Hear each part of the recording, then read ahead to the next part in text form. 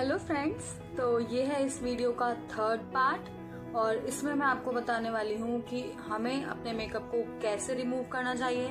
बहुत ही कम प्रोडक्ट के साथ बहुत ही आसानी से घर पे मिल जाने वाली चीजें जिनसे आप अपने फेस के मेकअप को रिमूव कर सकते हैं, क्योंकि मेकअप को रिमूव करना बहुत ही जरूरी होता है।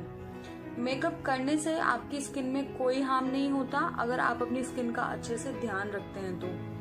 कुछ लोग ऐसा कहते हैं कि मेकअप प्रोडक्ट यूज करने से स्किन खराब हो जाएगी, ऐसा होगा वैसा होगा। ऐसा कुछ भी नहीं होता। अगर आप अपने मेकअप को सही तरीके से निकालते नहीं हैं, उस वजह से स्किन खराब होती है।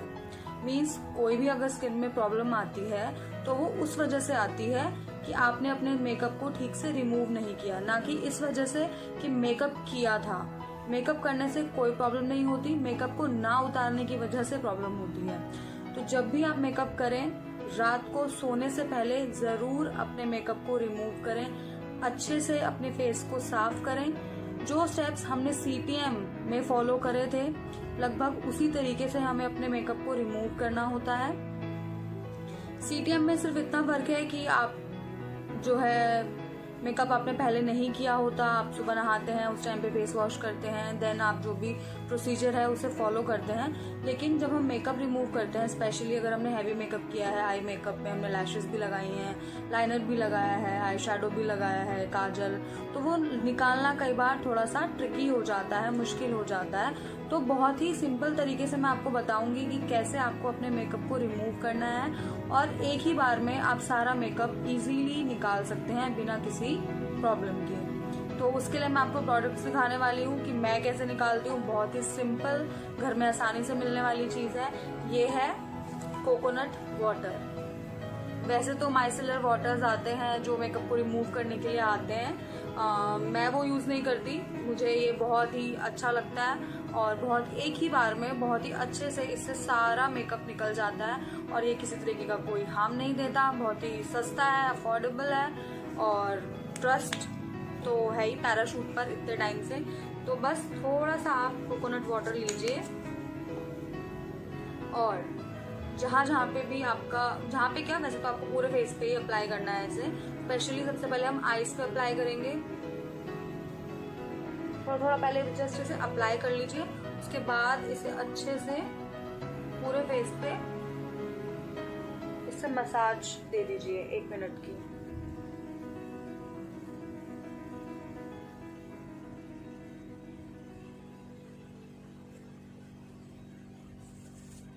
अब देखिए, मैंने पूरे फेस पे कोकोनट ऑयल लगा लिया है। अच्छे से आप इसे आईज पे, जहाँ पे आपका काजल है या जहाँ पे आपने लाइनर लगाया है, वैसे मैंने लाइनर नहीं लगाया है लेकिन इससे लाइनर भी बहुत ही अच्छे से निकल जाता है। आप इसे इस तरीके से हल्का सा रब कीजिए जहाँ पे आपका मस्कारा है, लाइनर है, काजल है। ठीक है, तो बहुत ही बुरी लग रही होंगी मैं इस टाइम पे, मुझे पता है। ये रहा कॉटन। आप कॉटन लीजिए या वेट वाइप या आपके पास छोटा टाल हो कोई, वो लेके आप इसे इस तरीके से रखिए और ऐसे निकाल दीजिए।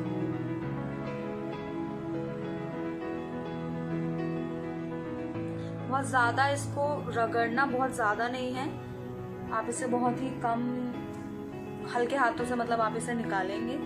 आईज हैं बहुत सेंसिटिव होती हैं, इस तरीके से आप इसको क्लीन करते चले जाएंगे।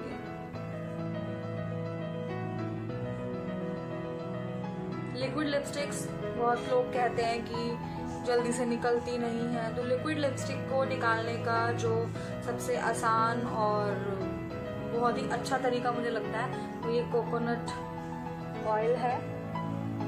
अगर आपके पास वैसलीन है तो आप वैसलीन से भी कर सकते हैं। आप वैसलीन को लगाइए, रब कीजिए लिप्स पे और उसे रिमूव कर लीजिए।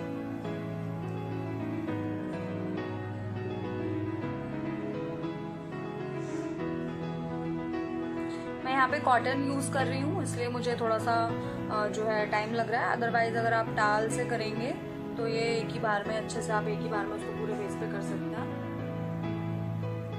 ये देखिए,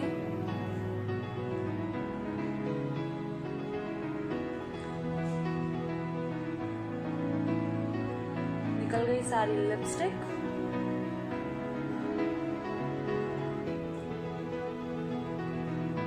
आपके पास अगर वाइप्स हो, वेट वाइप्स जो आते हैं, आप ऑयल लगाने के बाद आप उससे भी रिमूव कर सकते हैं। सपोज आप घर पे नहीं हैं, आपके पास पानी नहीं है, आप फेस वॉश नहीं कर सकते, तो आप वेट वाइप से भी अपने फेस को क्लीन कर सकते हैं।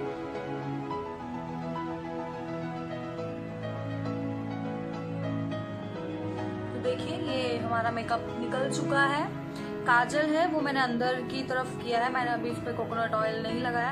आप हल्का सा और उसको लगा के निकालेंगे तो हो जाएगा। वैसे तो देखिए पूरा मेकअप निकल चुका है, और आप चाहते हैं फेस वॉश करना और एक बार, तो आप फेस वॉश कर सकते हैं, नहीं तो ये मेकअप जो है वो सारा निकल चुका है। आप देखिए, अब मेरे फेस पे कोई भी मेकअप नहीं है। तो आप इसको बस इसी तरीके से, ये मेकअप निकल चुका है। और अगर आपको लग रहा है कि आपने ऑयल लगाया था या कुछ, तो आप एक बार फेस वॉश कर लीजिए। उसके बाद वापस से वही हाइड्रेशन के लिए स्किन टोनर, और लास्ट में हमारा मॉइस्चराइजर आप कोई भी लगा सकते हैं। मैंने बताया था निविया, जॉवीज, और ये मेरे पास ये एक और मॉइस्चराइजर है, ये vitamin E aloe vera enriched moisturiser है। तो आप कोई भी मॉइस्चराइजर लगा सकते हैं। अच्छे से अपने स्किन को क्लीन करने के बाद उसको मैं आपको करके ही दिखा देती हूँ। देखिए, जैसे मैं कर चुकी हूँ, स्किन मेरी इस टाइम पे क्लीन हो चुकी है। और अब मैं इसको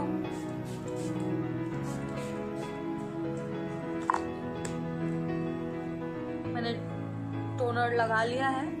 इससे कोई भी ड्राइनेस स्किन पे जो है, पानी की कमी जो हमारी स्किन में हो जाती है, वो इससे नहीं होगी।